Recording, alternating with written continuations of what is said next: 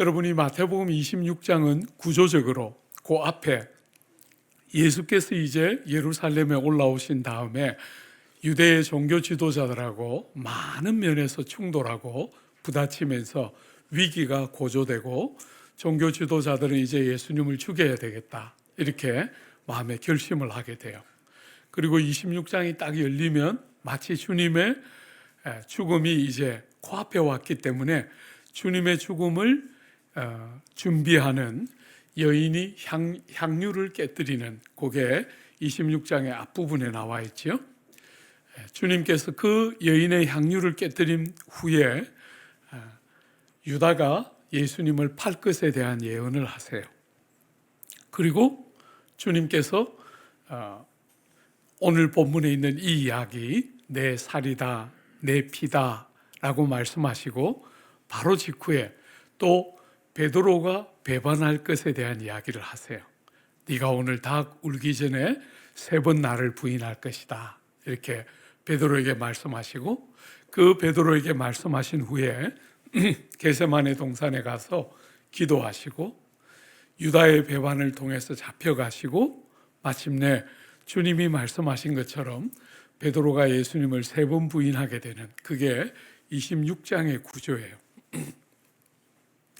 어떤 면에서 가롯 유다의 그 기만과 배반, 가롯 유다의 기만과 배반에 대한 예언이 나오고, 그 다음에 예수님의 이 말씀이 나오고 베드로의 부인하는 말이 나오는, 약간은 마태가 의도를 가지고 이 세 말을 나란히 붙여놓았다. 우리가 늘 성찬을 할 때 기념하는 이 아름답고 귀한 말, 주님이 우리를 위하여 자기를 희생하시는 이 사랑의 말과 앞에 자기를 속이고 서성을 속이고 모두를 속이는 기만과 배반의 말, 그리고 뒤에 구주를 3번이나 부정하는 부인의 말, 그 사이에 이 복된 말씀이 들어있는 것이에요. 사랑하는 여러분, 주님은 이제 내일 십자가에 못 박혀 돌아가시게 돼요. 제자들은 주님이 십자가에 달려 돌아가시는 순간까지 누가 더 높은 자리를 앉을까 고민할 만큼 일어나고 있는 모든 일들의 의미와 가치를 전혀 모르고 있어요. 그죠? 그래서 오늘 이 마지막 만찬 석상에서 내일 일어나는 일을 주님이 제자들에게 준비시키고 있는 것이죠. 그죠? 내일 십자가에 달려 돌아가시는 주님의 죽음이 어떤 것일까 하고 제자들이 알 수 있도록 오늘 밤에 그들을 준비시키고 있어요. 여러분이 26장의 최후의 만찬의 배경은 뭐냐면 유월절 만찬이에요. 여러분이 사복음서를 보면 재밌게도 대적하는 무리들이 계속해서 명절에 하면 소요가 일어나서 굉장히 많은 고생을 해야 되니까 명절에는 하지 말자 이렇게 의논을 하는데, 희한하게 주님은 유월절 어린 양을 잡는 그 절기에 주님은 돌아가시게 돼요. 명절에 하지 말자 했는데 그 유월절 명절에 돌아가시게 되는 거죠. 사랑하는 여러분, 여러분이 아시는 것처럼 구약의 제일 중요한 사건은 출애굽 사건이잖아요. 그죠? 그 출애굽할 때 10번째 재앙이 임하게 되면서 모든 장자들을 다 죽일 때, 바로의 아이부터 시작해서 짐승들의 초태생에 이르기까지 첫째를 다 심판할 때 심판을 면할 수 있는 길은 딱 하나였습니다. 그죠? 양의 피를 묻혀서 문틀에 바르면 그 피를 보고 심판하는 천사가 넘어갔어요. 그죠? 파스오버 한 거죠. 그러니까 심판을 시행하지 않고 그 심판을 피하여 넘어가는, 그게 유월절이라는 말의 의미잖아요. 여러분, 이 유월절에 제일 중요한 것은 어린 양을 잡아서 먹었어요. 어린 양의 피를 문틀에 발라서 생명을 구원했기 때문에 그 어린 양을 잡았고, 누룩을 넣지 않은 맛없는 떡을 먹었고 쓴 나물을 먹으면서 그 출애굽의 영광과 동시에 그 고난을 잊지 않고 꼭 기억하기를, 그렇게 유월절을 기념하고 있었는데 그 절기에 주님이 돌아가시게 돼요. 여러분, 누가복음에 보면 주님께서 유월절을 제자들과 함께 먹으면서 이렇게 말씀하셨어요. 이르시되 내가 고난받기 전에 너희와 함께 이 유월절 먹기를 원하고 원하였노라. 주님이 유월절을 제자들과 너무나 함께 먹고 싶었다는 거예요. 왜 그랬을까? 왜 그랬을까? 이 유월절은 주님이 사랑하는 제자들과 드시는 마지막 식사예요. 그죠? 육체를 가지고 땅에서 3년이나 데리고 다니면서 제자 훈련을 했던 그 제자와 함께 드시는 마지막 식사예요. 그러니까 정말 의미가 있고 주님은 원하고 또 원하면서 사모하고 기다렸던 식사겠지요. 그렇지만 더 중요한, 말하자면 구원사적으로 더 중요한 의미가 있어요. 유월절 어린 양을 기념하는 그 사건의 실체가 이제 드러나는 거잖아요. 그죠? 유월절의 어린 양을 그렇게 계속해서 기념하고 잡았던 이유는 무엇입니까? 고린도서에 보면 우리 예수님을 바울은 뭐라고 불렀냐면 유월절 어린 양 대신 예수, 이렇게 불렀어요. 그러니까 어떤 면에서 우리 예수님의 십자가 사건은 유월절에 기념하고 기억하고 지켰던 모든 것의 실체가 예수의 십자가 사건인 거죠. 이제는 더 이상 어린 양을 잡아 죽이고 썬 나물을 먹고 그렇게 누룩 넣지 않은 떡을 먹는 그 날이 아니라 당신의 몸과 당신의 피를 가지고 피가 흘려져서 우리의 죄를 용서하는, 피를 묻힘으로 그 집을 넘어갔던 유월절처럼 예수의 보혈이 쏟아지면서 우리에게 형벌과 심판이 합당한 우리에게 피하여 넘어가는 참 유월절 어린 양 대신 예수가 나타나서 이제 더 이상 옛날에 했던 유월절이 아니라 이제 정말 유월절, 주님의 몸과 주님의 피를 기념하는 참 유월절을 지키는 것이 주님이 원하고 원했던, 오랫동안 예언되어 왔던 말씀이 성취되고 이루어지는 복된 순간이지요. 여러분, 그런 배경을 가지고 여러분의 익숙한 이 본문 한 번만 다시 한번 보십시오. 26절입니다. 그들이 먹을 때에 예수께서 떡을 가지사 축복하시고 떼어 제자들에게 주시며 이르시되 받아서 먹으라, 이것은 내 몸이니라 하시고. 여러분, 받아서 먹으라, 이것은 너희를 위하는 내 몸이니라. 우리가 다른 복음서와 특별히 고린도전서 11장을 보면 그렇게 말씀하시죠. 그죠? 너희를 위하는 내 몸이다. 주님이 이제 내일이면 채찍 맞으시고 십자가에 달려서 몸을 찢으실 텐데 그 몸을 불행이 일어나는 것처럼, 로마의 군병들이 뭔가를 실수해서 불행한, 일어나지 않아야 할 어떤 일이 일어나는 것처럼 여기지 말고 내 몸이 그렇게 찢어지고 내 몸이 부셔질 때 너희를 위하는 내 몸을 너희를 위하여 드리고 있는 줄 알고 내일 맞을 그 사건을 보라는 것이죠.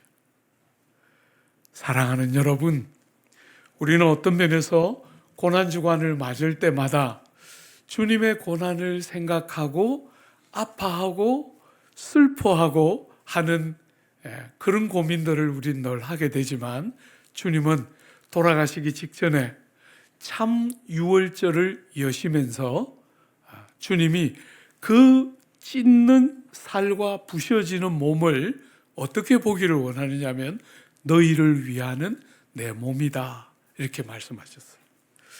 여러분, 요한복음 6장에 상대적으로 예수님의 생애에 상대적으로 초반부죠, 그죠? 공생애의 그 초반부에 이렇게 말씀하셨죠. 예수께서 이르시되 내가 진실로 진실로 너희에게 이르노니 인자의 살을 먹지 아니하고 인자의 피를 마시지 아니하면 너희 속에 생명이 없느니라. 내 살을 먹고 내 피를 마시는 자는 영생을 가졌고 마지막 날에 내가 그를 다시 살리리니 내 살은 참된 양식이요 내 피는 참된 음료로다. 이것은 하늘에서 내려온 떡이니 조상들이 먹고도 죽은 그것과 같지 아니하여 이 떡을 먹는 자는 영원히 살리라. 사랑하는 여러분, 이 떡을 먹어야 영원히 산다는 거예요.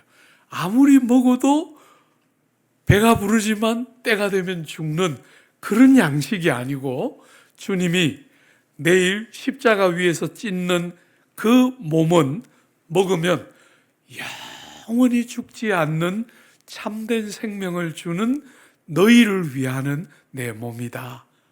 그 사건을, 그 눈을 가지고 봐야 한다는 거죠. 저는 오랫동안 목회자로서 약 한 40년 조금 안 되는 세월을 달려오면서 조국 교회 성도들을 섬길 때 제일 힘들게 느끼는 게 뭐냐면, 예수를 믿어서 은혜로 자격 없이 구원받는다는 말을 자주 많은 성도들이 못 누린다. 서로 성도가 처음 될 때는 은혜로 된다 하고 다 믿는 것 같은데, 조금 믿고 나면 금방 뭔가 공로를 세우고 주님이 원하는 뭔가를 하고 뭔가 나를 나되게 하는 뭔가를 더해야 하는 것처럼 많은 성도들이 그렇게 사는 거 한 번씩 제가 성도들을 섬기면서 봐요. 여러분이 다 경험하지만 여러분과 저는 상당한 정도의 불량품이에요. 여러분들을 대부분 처음 보기 때문에 그렇게 표현하지, 우리 교회에서는 그렇게 안 하고, 저희 교회에서는 제가 늘 우리 성도들 귀에 못이 박이도록, 여러분은 국가대표급 죄인들입니다. 날 제가 지금까지 담임 3군데 했는데, 영국에서 하나, 또 남서울교회, 또 그 전에 하나, 그렇게 3군데에서 담임을 했는데, 제가 남서울에서 만나는 교우들은 제일 모범생들이에요. 여러분들도 참 훌륭할 거라고 생각하지만, 제가 너무 존경하고 좋아하는 이찬수 목사님 같이 오래 교제하고 커서 여러분도 훌륭할 거라고 기대하지만 우리 남서울도 상당해요. 그런데 그 친구들에게 늘 설교합니다. 못이 박이도록. 여러분은 국가대표급 죄인들입니다. 여러분은 여러분이 생각하는 것보다 훨씬 나쁘고 여러분이 생각하는 것보다 훨씬 문제가 많습니다. 제가 날 돈 만나면 설교해요. 하루는 젊은 여자 집사님 뽀로로 쫓아왔어요. 안 와도 되는데 뽀로로 쫓아와서 이야기했어요. 목사님, 제가 죄인인 거 인정해요. 그런데 국가대표는 너무했어요. 그러면서 저보고 한마디 더 붙였어요. 그렇게까지 나쁘다고 생각진 않아요. 여러분, 제가 옛날 경험이 좀 일천하던 목회자 시절에는 그런 분들이 오면 딱 붙들고, 이래서 국가대표고 저래서 한 나라를 대표하고도 남는 죄인인 것을 설명하면 은혜를 받고 받아들이지를 않고 상처를 받고 교회를 옮기더라고요. 그래서 요즘은 그런 분들이 오시면 그러시군요 하고 돌려보내요. 설득이 안 되더라고요. 돌려보내고 단에서 다시 본문이 비슷한 본문이 나오면, 간혹 아니라는 분도 계시지만 여러분은 죄에 가난한 한 나라를 대표하고도 남는 죄인들입니다. 제가 귀에 못이 박이도록 가르쳐요. 얼마나 많이 깨뜨려져 있는가, 얼마나 많이 망가져 있어서 정말 예수의 그 찢어진 몸의 공로가 아니면, 그 살을 먹지 않으면 생명이 없는 우리의 존재적인 부패와 무가치함과 아무 공로나 자격이나 주님이 원하는 것을 행할 수 없는 자신에 대한 발견이 상대적으로 너무너무 모자라는 부분들이 많다 보니까 죄를 굉장히 피상적으로 생각하고, 우리 예수님이 돌아가셔서 몸을 찢고 살을 부셔뜨리면서 우리를 살리셨다 할 때 실감이 잘 안 나는 부분이 많이 있는 거예요. 내가 얼마나 망가졌나, 얼마나 많은 영역에서 주님의 기준에 미치지 못하는가 하는 것들이 보이면 보일수록 주님이 나를 위하여 몸을 찢었다 할 때 너무너무 감사하지요. 그죠? 사랑하는 여러분, 나이를 먹어가면서 여러분들이 다른 거, 세상 사람들은 이 세계를 이렇게 달려오면 전문가가 되지 않습니까? 목사인 제가 40년 이 길을 달려왔는데 죽자 사자 본문 어떻게 하든지 본문 묵상하면서 본문이 설교하게 하는 설교 한번 해보고 싶어서 죽자 사자 몸부림치면서 달려왔는데 40년 제가 이만큼 시간을 들여서 무슨 일을 했으면 전문가가 됐을 텐데, 희한하게 이제 은퇴가 몇 년 안 남았는데 희한하게 전문가가 되는 게 아니고 왜 이렇게 모자라요? 삶이 참, 이 세계는 희한하게 예수를 믿고 주를 알아가고 은혜를 알아가는 이 놀라운 세계는 희한하게 세월이 흐르면 더 나아질 것 같은데 그런 게 아니고 모자라는 게 너무 많고, 모자라는 게 많으면 많을수록 주님이 날 위하여 몸을 찢었다 할 때 너무너무 감사한, 그거밖에는 붙들고 의지하고 믿을 것이 아무것도 없다. 아무것도 없다. 사랑하는 여러분, 참 아내를 만나서 가정을 꾸리기 전에는 제가 제가 자랐던 그 대학부에서 꽤 한 번씩 여자 동생들이 오빠는 참 따뜻한 것 같아요, 이런 이야기 어쩌다가 한 번씩 들었어요. 그러면 제가 돌아서서 마음속으로, 말은 안 하고 마음속으로 사람 보는 눈은 있구나 이러면서 좋아하고 참 많이 즐겼어요. 아내를 만나서 가정을 꾸리고 한 사람을 사랑해 보니까 정말 마음속에 뭔가가 이렇게 부딪혀 와요. 저 소중한 한 사람 사랑하는 게 왜 그렇게 뜻대로 안 되는지, 정말 만나기만 하면 진짜 사랑할 수 있을 거라고 생각했는데 만나보니까 사랑할 실력이 하나도 없어요. 만나기만 하면 될 거라고 믿었는데 만났는데 사랑할 실력이 하나도 없는 거예요. 아내가 무슨 말만 하면 그렇게 억울한 거예요, 속에. 제가 그래서 한 번씩 아내가 무슨 말을 하면 이야기했어요. 나도 할 말 많다. 나도 네 갖고 한번 말해볼까? 이렇게. 그러면 아내가 또 막 울면서 또 내가 잘못했구나 이러면서 막 울고, 그런 참 어려운 시간들을 보냈어요. 여러분, 세월이 조금씩 흐르면서 어느 순간에 느껴지는 거예요. 저 소중한 사람 한 사람 말도 들을 귀가 안 열려 있고, 누군가를 사랑한다는 것은 제일 중요하게 마음을 열어서 귀를 기울일 줄 알고 그가 정말 원하는 것을 하는 것이 사랑이잖아요. 그죠? 그런데 만나기만 하면 진짜 막 사랑해 줄 거라고 생각했는데 전혀 실력이 없는 거예요. 사랑하는 여러분, 어떤 사람들은 신앙생활을 하나님을 만족시켜서 뭔가를 타내는 것이 신앙생활인 것처럼 여겨요. 여러분이 평생 부부로 서로 살아가면서 배우겠지만 여러분이 그 옆에 있는 사람 하나 만족시킵니까? 그 사람 하나 만족시키는 것도 우리의 삶에 얼마나 어려운 게 우리의 실체인데 하나님의 어떤 기대를 충족시켜서 뭔가를 얻어내는 게 신앙생활이라고 생각하면 그거는 목졸림의 연속이죠. 사랑하는 여러분, 기독교는 여러분이 뭔가를 해야 된다 말하기 전에 그분이 우리를 위하여 뭘 하셨나 하는 이야기를 먼저 하는 종교예요. 그게 보여야 그분을 사랑하기 때문에 뭔가를 하면 그거는 수고롭기보다 행복한 거잖아요. 그죠?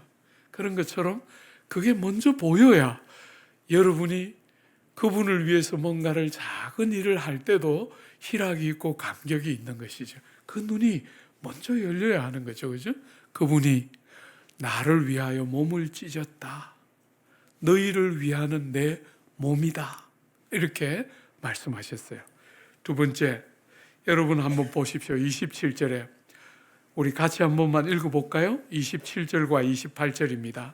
또 잔을 가지사 감사기도 하시고 그들에게 주시며 이르시되 너희가 다 이것을 마시라.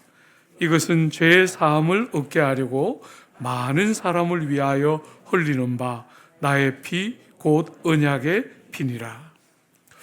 여러분, 주님이 잔을 주시면서 내일 십자가 위에서 피를 쏟게 될 때 그 피는 뭐라고요? 너희를 위하여 많은 사람의 죄사함을 위하여 흘리는 나의 피 곧 언약의 피다. 이렇게 불렀어요. 여러분, 그 피는 그냥 죽음의 피가 아니라 언약을 세우는 피다. 이렇게 불렀는데 누가복음과 고린도전서에는 뭐라고 말했냐면 새 언약이니라. 내 피로 세우는 새 언약이니라. 이렇게 말씀하셨어요.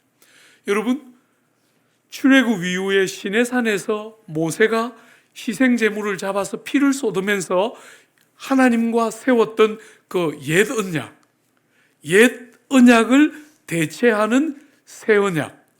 나라가 다 망했을 때 이스라엘이 망하고 패망해서 포로로 끌려가던 그 시절에 예레미야를 통해서 주님이 말씀하셨죠. 그죠? 조상들에게 돌 위에 새겨도 그 말씀을 결국 순종하지 못하고 무너졌던 조상들에게 줬던 그 언약과 다른 새 언약을 주실 텐데 마음 비석에다가 하나님의 생명의 말씀을 기록하는 새 언약을 주실 것이다. 예레미야를 통해서 나라가 망할 때 그 약속을 주셨는데 주님이 피를 쏟으시는 내일 십자가 위에서 피를 쏟을 때 그 피는 그냥 내가 죽는 죽음의 피에 불과한 것이 아니라 옛 언약을 대치하는 예레미야를 통해서 이미 말씀하셨던 새 언약을 효력 있게 하기 위한 나의 피다. 이렇게 말하고 있어요. 여러분, 구약에도 보면 옛 언약을 맺을 때 피를 뿌리고 약속을 맺었어요. 그죠? 이제 그 모진 애굽에서 종살이가 끝나고 자유자고 그 모든 짐들이 다 굴러떨어진 자유자일 뿐 아니라 하나님의 백성이요, 하나님이 우리의 하나님이 되는 그 언약이 옛 언약이었는데 예수님은 십자가 위에서 피를 쏟으실 때 새 언약의 피다 이렇게 불렀다는 거예요. 여러분이 새 언약의 중요한 속성이 두 가지가 앞에 나와 있습니다. 그죠? 한 번만 더 보십시오. 28절에 보면 이것은 새 언약, 나의 피 곧 언약의 피인데 뭘 위한 언약입니까? 죄 사함을 얻게 하는. 첫 번째는 죄를 용서함을 얻게 하는 피입니다. 여러분이 구약의 제일 유명한 구절 중에 하나죠. 피 흘림이 없이는 죄 사함이 없어요.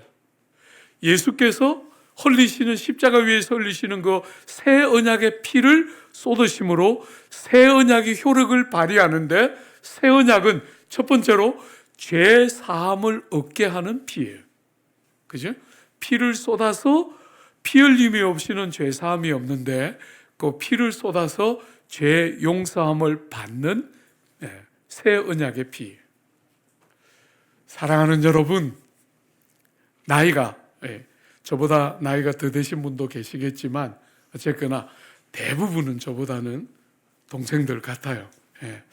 어쨌거나 나이를 조금씩 먹어가면서 제일 감사한 것 중에 하나는, 죄의 문제는 내 힘으로 해결할 수가 없는 것이구나.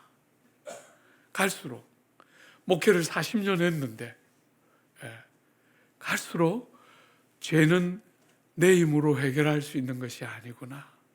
내 바깥에서 하나님께서 아들 하나님을 통하여 하신 그 위대한 일이 아니면 나의 죄의 문제는 다루어지지 않는구나. 사랑하는 여러분, 인생들은 다양한 문제가 문제라고 생각하지만 그런 것은 다 현상이라면 그 현상을 불러오는 핵심은 죄입니다. 그죠? 죄. 하나님과 우리 사이의 관계를 쪼개어 놓은 죄는 인생의 모든 불행과 문제의 핵심이에요. 종교적인 개념이 아닙니다. 실존적이고 여러분의 사실에 대한 이야기죠. 그죠? 여러분과 제가 아까 제가 말씀드렸는데, 아내와 남편 같이 이 소중한 사람이 만나서 같이 사는데 왜 그렇게 싸웁니까? 물론 안 싸우는 사람도 간혹 있겠죠. 드물게 extraordinary한 사람들 중에 실수로 아주 간혹, 다수는 말은 못해도 싸우지요. 왜 그렇게 싸울까요? 제일 중요한 이유 중에 하나가 자기 중심성 때문이잖아요. 그죠? 그냥 어머니 모태로부터 태어나면서부터 우리는 우리가 제일 중요하고 내가 제일 우선 자리에 있고 내가 모든 것의 중심이에요. 그게 죄가 만든 제일 중요한 어그러짐 중에 하나예요. 자기중심성. 이 자기중심성이 깨뜨려지고 무너지지가 않는 거예요. 사랑하는 여러분, 그렇게 끝없이 자기중심성을 못 이기는 우리들에게 예수의 이 귀한 대속의 은혜가 딱 적용되면서 눈이 열리고 마음이 조금씩 달라지면서 하나님 중심, 이웃을 나보다 더 소중하게 여기는 다른 눈이 열리면서 삶이 제대로 된 회복의 역사를 경험하고 누리는 것이 기독교가 말하는 구원의 핵심 중에 하나인 거잖아요. 평생 자기밖에 모르고 살았는데 자기밖에 나보다 더 중요한 사람을 만나는 거, 그게 결혼인 거잖아요. 내 밖에 나보다 더 소중한 사람이 내 바깥에 있는 거예요. 그죠? 저 사람이 나보다 더 소중하구나 하고 받아들이지 않으면 부부관계에 바른 사랑은 불가능해요. 그저 우리가 잘하는 것은 상대를 이용하고 상대를 사용해서 나의 복락을 증진시키는 것밖에 못하는데, 그런 우리의 자기중심성들이 주님 안에서 이렇게 다 깨뜨려지고 보이면서 끝없이 상대를 바르게 사랑하는 힘을 얻게 되는 것이지요. 사랑하는 여러분, 죄의 문제가 다루어지지 않으면 사람은 진정으로 새로워질 수가 없어요. 그런데 이 죄사함은 여러분의 결심으로 되지가 않아요. 그죠? 여러분이 노력한다고 되지 않습니다. 많은 경우에 제가 조국 교회의 기독교를 보면 조국 교회의 기독교는 개인의 능력에 따라 편차가 생기는 것 같은 기독교예요. 개인이 좀 의지가 굳다든지 뭔가를 좀 잘한다든지 하는 것에 의해서 편차가 생기지만, 사랑하는 여러분, 기독교는 그런 종교가 아니라 은혜가 모든 차이를 만드는 핵심이에요. 여러분이 어떤 사람이든지 간에 여러분의 능력치가 어떻든지 아무 관계없이 살아계신 하나님이 은혜로 우리를 만나주기 시작할 때 비로소 우리의 삶에 진실한 변화들이 오기 시작하는데, 죄의 용서는 가장 중요한 첫걸음, 이 모든 세계를 여는 첫 번째 열쇠와 같은 것이죠. 그죠? 예수께서 피를 쏟아서 새 언약을 세우시면서 우리에게 피 흘림을 통한 죄 용서함을 주는 새 언약, 이렇게 말씀하셨어요. 여러분이 새 언약을 알고 피 흘림을 통해서 자유함을 얻게 되면, 여러분이 애굽에 종된 데서부터 자유함을 얻었던 유월절의 어린 양처럼 주님을 통해서 우리의 죄로부터 우리가 자유함을 얻게 되면, 형벌과 심판과 진노로부터 자유함을 얻게 되면 참된 하나님의 백성의 존귀와 영광을 회복하게 되지요. 여러분, 하나님은 우리의 하나님이 되고 우리는 그분의 백성이 되는 것, 이게 옛 언약의 특징이었다면 새 언약의 특징은 뭡니까? 새 언약은 하나님 나라의 백성이 되는 것도 틀림없이 포함되어 있지만, 여러분이 잘 아는 것처럼 성경은 여러분과 저에게 뭐라 그럽니까? 우리가 그 새 언약을 통해서 어떻게 되죠? 하나님의 아들이 되고 딸이 돼요. 나라 안에 포함되는 것, 그 백성이 되는 것도 너무나 존영과 영광이 있는 것이지만, 아들과 딸은 훨씬 작은 공동체 안에서 친밀하고도 살가운 사귐과 만남을 누리고 경험하는 것이죠. 그죠? 새 언약이 여러분과 저를 주님께로 얼마나 친밀하게 데려가야 마땅한 것이죠. 제가 요즘 주님 앞에 새벽기도 때 제일 많이 하는 불평이에요. 어지간히 한 40년 조금 못 되는 세월을 목회를 해왔는데, 85년부터 지금까지 목회를 해왔는데, 사랑하는 여러분, 한 번씩 제가 주님께 불평해요. 왜 이렇게 안 가까워요? 제가 기대했던 것만큼 주님의 친밀한 가까움이 때때로 안 느껴질 때가 있어요. 사랑하는 여러분, 이런 표현이 어떨는지 모르겠어요. 저는 어릴 때 아버지 어머니가 이혼한 가정에서 커서 5살 때부터 저는 아버지하고 살고 누님은 어머니하고 살았어요. 그리고 20대가 넘어서 누나랑 이렇게 한 번씩 만나기 시작해서 지금까지 가까이에서 얼굴을 보는데, 우리는 거의 안 싸워요. 10대와 20대를 같이 안 보냈기 때문에 우린 거의 안 싸워요. 그런데 안 가까워요. 특징이 굉장히 인상적이었어요. 우리 집사람은 보니까 오빠도 있고 언니도 있는데 싸우더라고요. 굉장히 싸우는데 희한하게 가까워요. 제가 굉장히 인상적으로 우리는 거의 안 싸우는데 안 가까워요. 누나하고 저하고는 거의 안 싸우는데 안 가까워요. 근데 우리 집사람은 보면 싸우는데 굉장히 가까워요. 그 형제들하고. 사랑하는 여러분, 신앙생활, 주님의 친밀함이 뭔가, 그 나라의 백성된 자리에서 그 가정의 아들과 딸로 더 친밀하고 가까워진 그 구주의 새 언약이 열리면서 여러분과 저의 삶에, 우리의 삶에 과거와 비교할 수 없는 주님과의 친밀한 사귐이 우리에게 은혜의 성령을 따라 생명의 말씀으로 열린 것이 새 언약의 특징이에요. 여러분들이 주님을, 제가 우리 누님하고 다투지 않지만 친하지 않은 것처럼 주님을 믿기도 하고 때때로 의지도 하고 믿는 사람 같기는 하지만 친밀하지 않으면 something wrong 한 것이에요. 그죠? 뭔가가 지금 우리의 신앙생활에 약간은 문제가 있는 것이죠.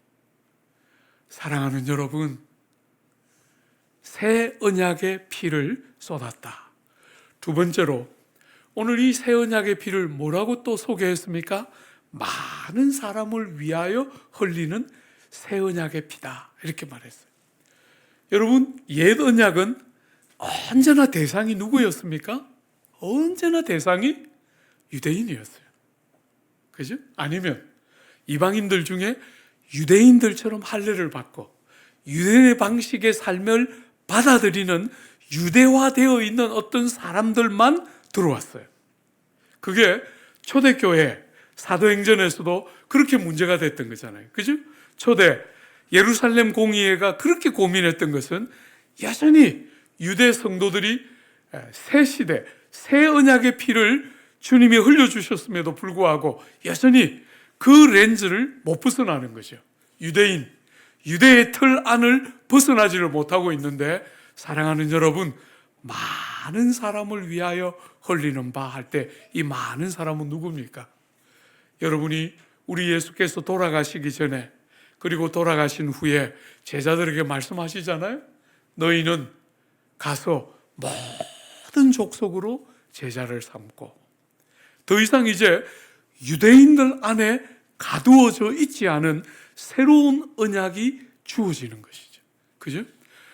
가서 예루살렘과 온 유다와 사마리아와 땅끝까지 내 증인이 되라 하고, 이제 새 언약의 피가 딱 쏟아지면서 대상이 온 세계와 열방과 민족과 만물에까지 대상이 확 넓혀지는 것이 새 언약이 가지고 있는 굉장히 중요한 특징이에요.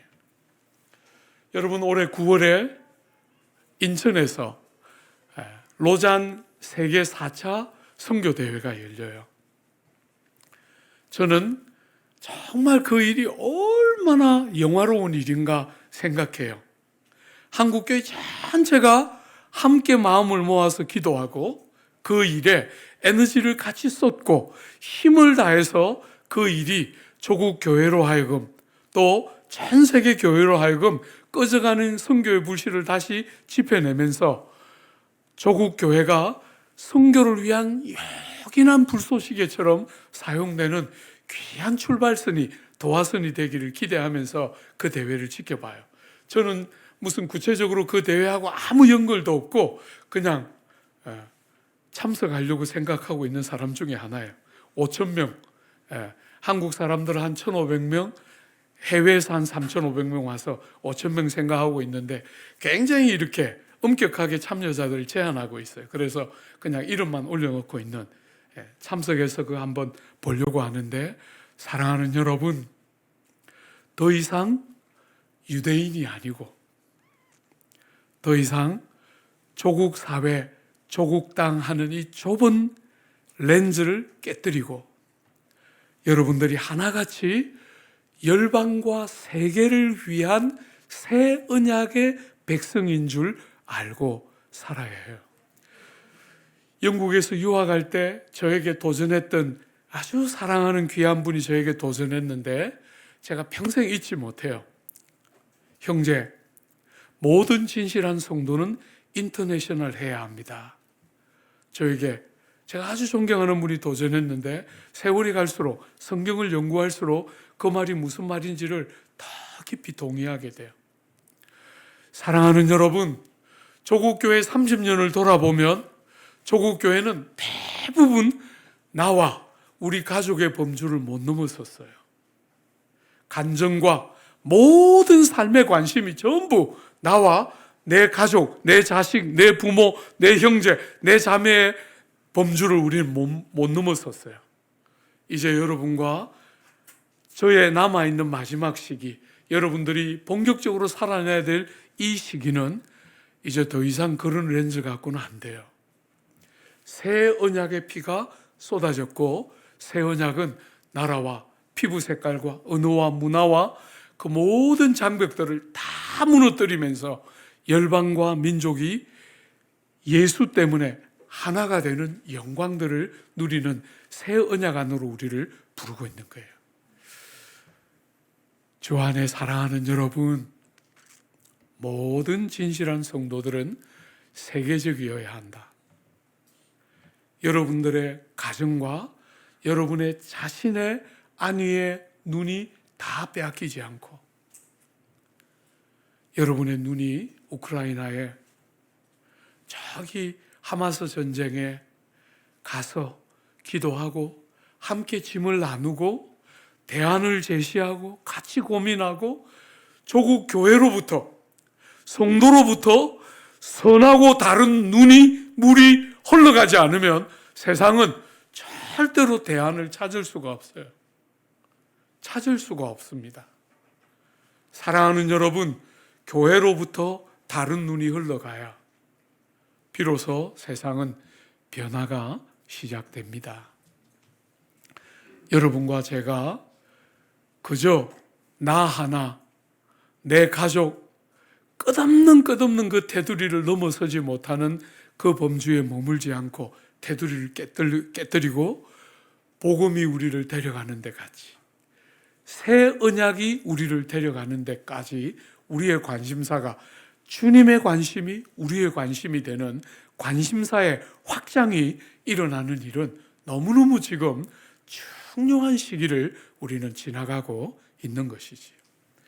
사랑하는 여러분, 오늘 이렇게 여러분들에게 익숙한 두 이야기를 하시고 나서 하나, 여러분이 눈여겨보셔야 될 또 하나의 중요한 표현이 나와요.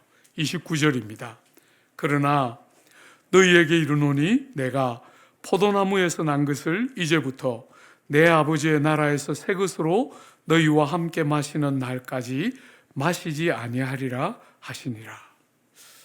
여러분, 포도나무에서 난 것은 이제부터 내 아버지 나라에서 새 것으로 너희와 함께 마실 때까지 마시지 않을 것이다. 지금 포인트가 마시지 않을 것이다에 있는 게 아니고 언제까지? 아버지의 나라에서 너희와 함께 새 것으로 다시 먹을 때까지. 여기에 지금 포인트가 있는 거예요.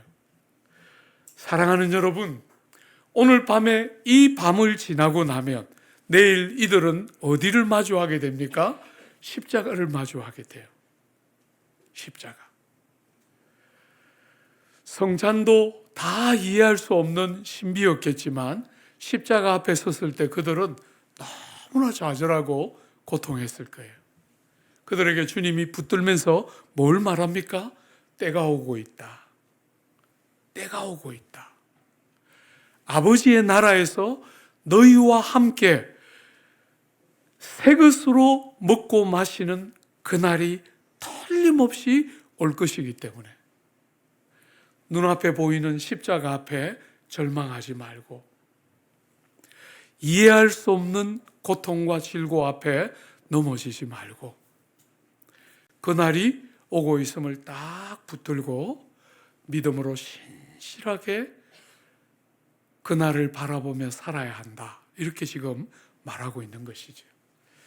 여러분, 제가 코로나 기간을 지나면서 코로나 후반기쯤 됐을 때 저희 교회 남서울교회에서 다니엘서 강해했어요.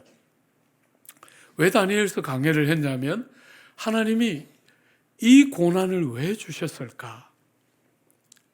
전쟁통에도 조국 교회는 예배를 멈춘 적이 없었는데 코로나 때문에 예배 자체를 드리지를 못하고 아주 소수만 모여서 예배를 드리다가 온라인이 이제 개발되면서 그냥 소수만 예배당에 오고 대부분이 집에서 예배 드리는 그 아픈 시간을 통과할 때 하나님이 왜 그러셨을까 듣고 싶었어요. 개인적으로는 그 다니엘서 2장과 7장을 다룰 때 개인적으로는 약간 하나님이 나보고 이 이야기를 하시는 것 같다. 개인적으로 약간 해답을 저는 개인적으로 들었던 것 같아요. 여러분, 다니엘은 여러분이 아는 것처럼 포로로 잡혀왔어요. 세 차례에 걸쳐서 이스라엘이 망할 때 총 세 차례에 걸쳐서 포로로 잡혀오는데 다니엘과 세 친구들은 제일 먼저 포로로 잡혀왔어요. 여러분, 그들이 이방 땅, 그 먼 이방 땅에서 그렇게 귀를 기울이고 마음을 써서 사모하고 기다렸던 건 뭐겠어요? 그래도 하나님의 임재가 있는 예루살렘 성에 하나님의 임재가 있기 때문에 예루살렘으로부터 들려오는 다른 소식, 기적처럼 하나님의 임재가 그 땅에 있는 그 영광을 인해서 기적같이 언약 백성이 구원을 받고 회복의 영광을 누린다 하는 소식들을 어쩌면 그들은 끝까지 기다렸을지 모르겠어요. 근데 마침내 586년에 나라가 다 망했어요. 성전이 다 회파되었습니다. 그들에게 너무너무 고통스러운 그들의 삶에 하나님은 무슨 말씀을 하셨을까? 그게 제가 그 다니엘서를 우리 교회에서 같이 보려고 했던 이유였어요. 그리고 2장과 4장에 반복해서 세상 나라는 이렇게 강성해서 하나님의 백성들을 핍박하고 하나님 나라 같은 이스라엘을 멸망시키고 포로로 잡아가고 있는데 2장과 7장에 반복해서 뭐가 나옵니까? 이 나라들은 때가 되면 다 없어지고 여름 타작마당에 겨처럼 날아갈 것이다. 그런데 지금은 나라도 잊어버렸고 백성들은 포로로 잡혀왔고 예루살렘 성벽은 다 무너지고 성은 다 회파되었는데 사랑하는 여러분, 그 2장과 7장은 뭐라고 말합니까? 하나님 나라는 그 국권이 빼앗기지 아니하며 세세토록 영원한 나라다. 그것이 다니엘서 2장과 7장의 메시지였어요. 사랑하는 여러분, 십자가를 목전에 놓고 있는 그 제자들에게 십자가를 보더라도 너희들이 눈에 보이는 것과 경험되는 것 앞에 굴복하지 말고 딱 붙들고 아버지의 나라에서 새 것으로 너희와 함께 먹는 그 순간이 반드시 오는 줄 알고 땅을 살아가면서 고난이 있고 좌절이 있고 해석되지 않는 질고가 있을 때 낙심하거나 넘어지지 말고 딱 붙들고 소망이 있는 백성처럼, 여러분이 그때 팬데믹 때 다 봤지만 전부 향방을 잃은 백성들처럼 어쩔 줄을 모르고 갈 바를 몰라 하던 그 마음 아픈 순간에 사랑하는 여러분, 교회와 성도들을 통한 끝없는 산 소망에 대한 이야기.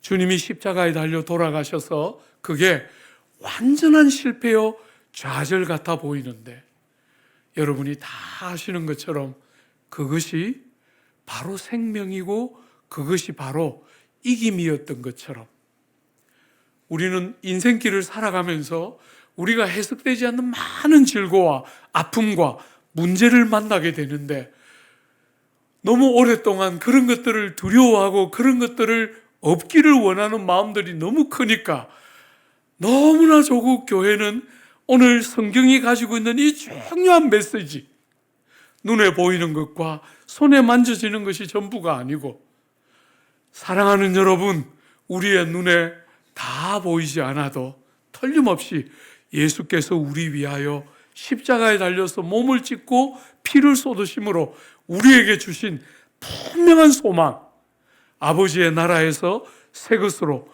함께 먹는 그날이 온다. 그날까지 내가 다시는 이 잔을 마시지 않을 것이다. 안 먹는 것이 포인트가 아니라 그날이 올 것이므로 내일 그 고난과 질고를 통과할 때 낙심하고 절망하고 좌절하지 말고 믿음으로 딱 견뎌야 한다. 여러분이 다 보신 것처럼 다 실패했어요.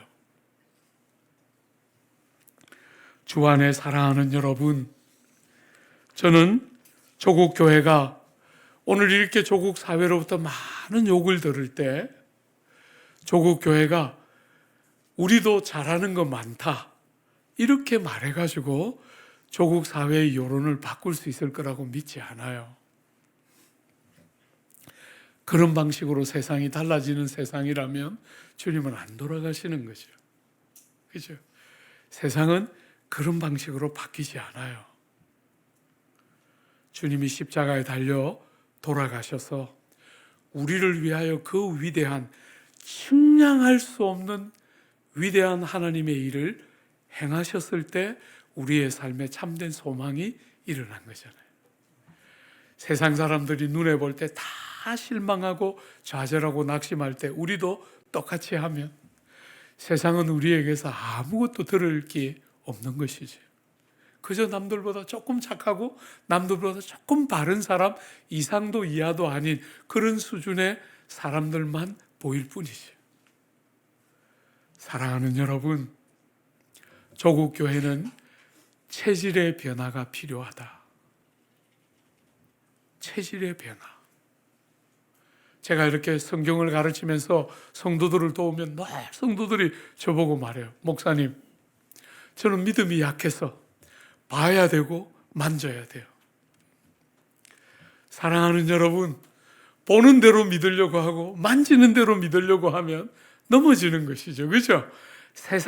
이와 같은 세상 안에 넘어지고 좌절할 수밖에 없는데 그렇게 살지 않고 주님이 이 성찬을 제정하시면서 너희가 그분의 나라에서 새 것으로 함께 먹고 마시는 날이 올 것이다 말씀하시면서 그 고난을 통과할 때 넘어지지 말고 믿음으로 딱 서서 견고하게 하나님을 신뢰하며 믿음으로 살아내는 백성들이 나와야 한다. 그 이야기 지금 하고 있는 거잖아요.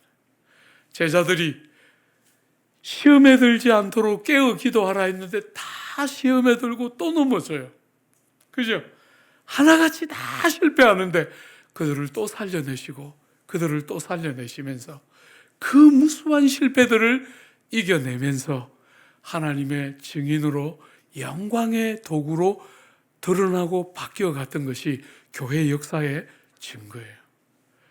사랑하는 여러분, 주님이 당신의 몸을 찢고 당신의 피를 쏟아 새 언약을 만들어 우리처럼 실패하고 미련한 어리석은 사람을 불러서 당신의 나라, 당신의 백성으로 온 세상에 눈으로 보고 손으로 만지는 것밖에 없다고 믿는 세상에 아버지 하나님의 나라에 새 것으로 함께 먹고 마시는 영광스러운 날이 우리에게 있다는 것을 여러분의 눈이 같이 열리면서 온 세상을 그렇게 섬길 때 세상이 정말 체질이 달라지는 조국 교회를 통해서 들어야 될 메시지를 듣는 복됨과 영광이 있을 것이라고 기대하고 십자가의 고난을 묵상하는 여러분의 삶에 이런 체질의 변화가 일어나는 지금 우리 교회도 같이 이렇게 새벽기도 하고 있는데 우리 교회의 슬로건 중에 하나는 그런 거예요. 주님의 고난을 알고 주님의 고난에 참여함을 알게 해 주옵소서. 주님의 고난을 알고 고난에 참여함을 알게 해 주옵소서. 그게 우리가 갖고 있는 슬로건이에요. 여러분들도 세상의 기대가 아니라 세상의 기대가 다 무너진 것 같은데 세상의 참 생명과 소망이 그곳에 있었던 주님의 고난처럼 우리의 눈에 보이는 세상 방식이 아닌 주님의 방식인 이 놀라운 주님의 방식에 동참하여 고난의 권능을 아는 은혜와 영광 여러분 모두의 삶에 풍성히 임하게 해주시기를 기대하고 축복합니다.